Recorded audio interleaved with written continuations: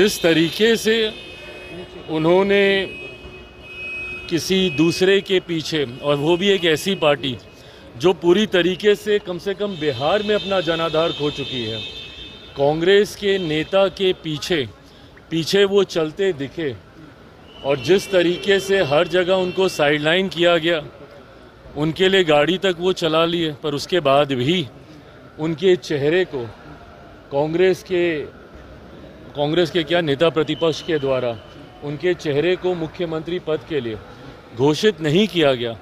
SIR का मुद्दा हो, संविधान का हो, यही सारी बातों को अगर उनको जनता के बीच लेकर जाकर उन्हें भ्रमित करने का ही कार्य करना है, तो ये विपक्ष की सोच हो सकती है। और इसी नकारात्मक सोच ने बिहार का नुकसान किया। क्या अरुण भारती विधानसभा का चुनाव भी लड़ सकते हैं? वो कर रहे हैं। भाई ये सारी बातें पहले पार्टी के भीतर एक बार चर्चा हो जाए, क्यों नहीं लड़ सकते भैया। केंद्रीय मंत्री चिराग पासवान का बड़ा बयान है और उन्होंने साफ तौर पे कहा है कि यदि पार्टी चाहेगी तो अरुण भारती भी बिहार विधानसभा का चुनाव लड़ेंगे। क्या कुछ कर रहे हैं चिराग पासवान?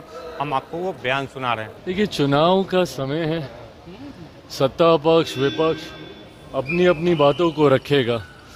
इस बात में कहीं कोई दो राय नहीं है कि जिस तरीके से बिहार में प्रधानमंत्री जी के तीसरी बार प्रधानमंत्री पद की शपथ लेने के बाद एक के बाद एक विकास की बड़ी परियोजनाओं को धरातल पर उतारा गया है, जिसमें सिर्फ शिलान्यास ही नहीं, उद्घाटन भी उसमें शामिल हैं।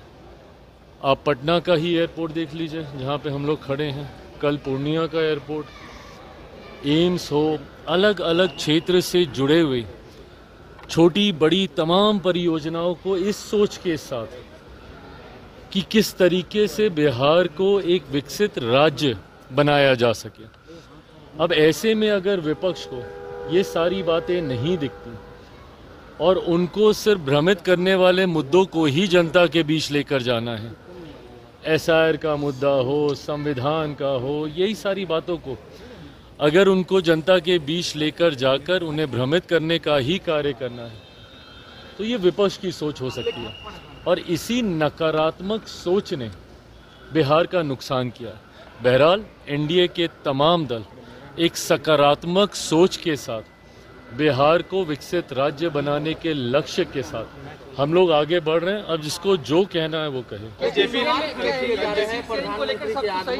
आएंगे, झूठ बोलेंगे और लोगों को भरमाएंगे, हॉस्पिटल भी जा रहे हैं, जो है वो नहीं कर पाएंगे। देश के प्रधानमंत्री हैं वो, आप उनकी नीतियों से सहमत असहमत हो सकते हैं, पर प्रधानमंत्री को इस तरीके से झूठा कहना, प्रधानमंत्री के बारे में अब शब्दों का इस्तेमाल करना, चोर चोरी जैसे शब्दों से उन्हें घेरना, मैं नहीं मानता कि ये उचित है। बहरहाल जनता ने हर बार जवाब देने का काम किया है।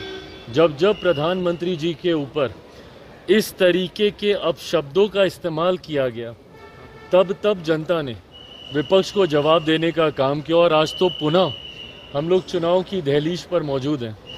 ऐसे में एक बार फिर बिहार की जनता ये जवाब देगी कि झूठा, चोर ये कहना सही था या बिहार में एयरपोर्ट, एम्स ये लाना सही था। कह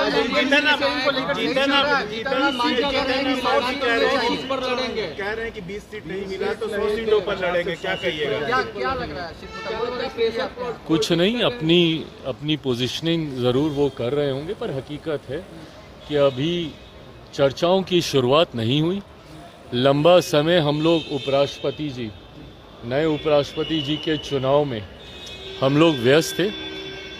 अब जबकि नए उपराष्ट्रपति जी ने शपथ ग्रहण करके अपना कार्यालय और अपना कार्यभार संभाल लिया है, मैं मानता हूं कि अब औपचारिक तौर पर जल्द चुनाव को लेकर, सीटों के बंटवारे, सीटों के चयन को लेकर अब चर्चा की शुरुआत शुरू होगी।